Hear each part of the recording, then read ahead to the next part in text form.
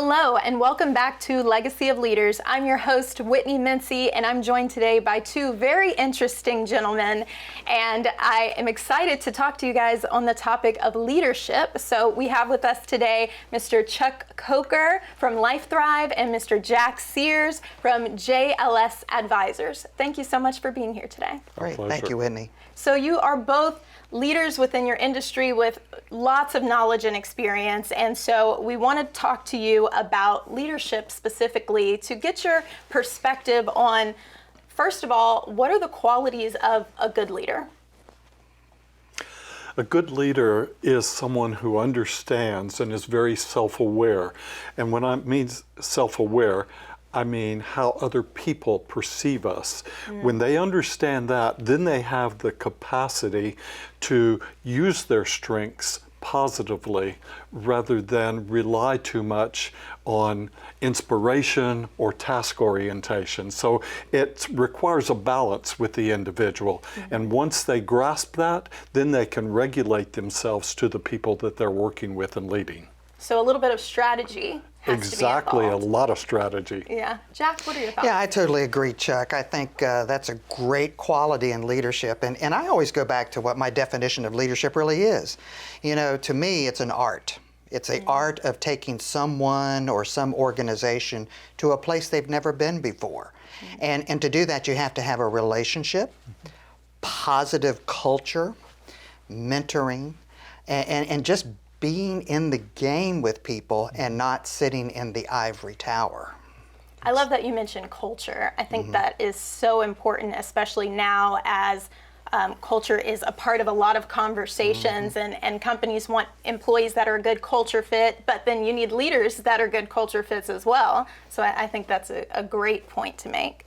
So I know, Chuck, you specifically train leaders. Jack, I'm sure you've trained a lot of leaders in your time as well. How do you approach training new leaders? Well, the first thing is to understand what is their natural personality and their natural priorities, because those are going to influence the way that they lead.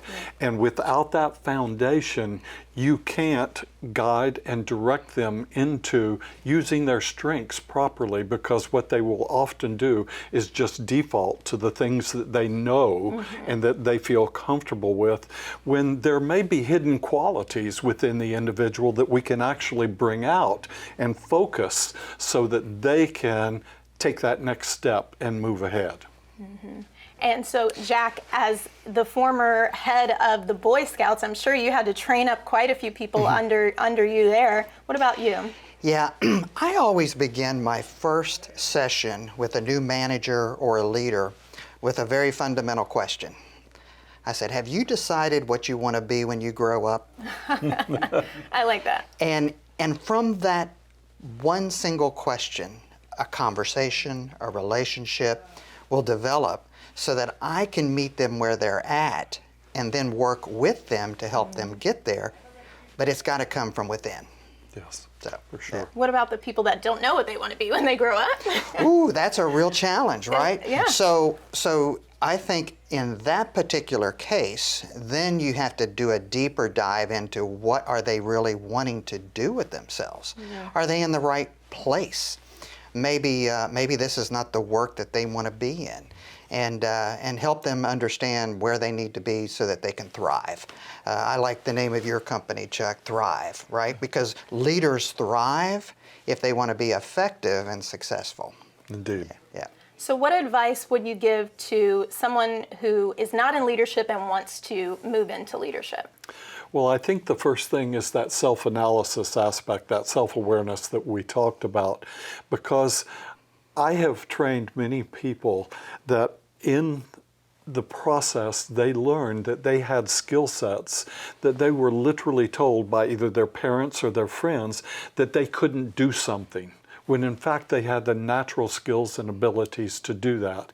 So it's shutting out the outside noise and understanding yourself well enough to focus and develop the God-given strengths that you have so that they can be applied, because they're there for a purpose and they can be applied uniquely to each individual if you understand where you're coming from and who you're talking to.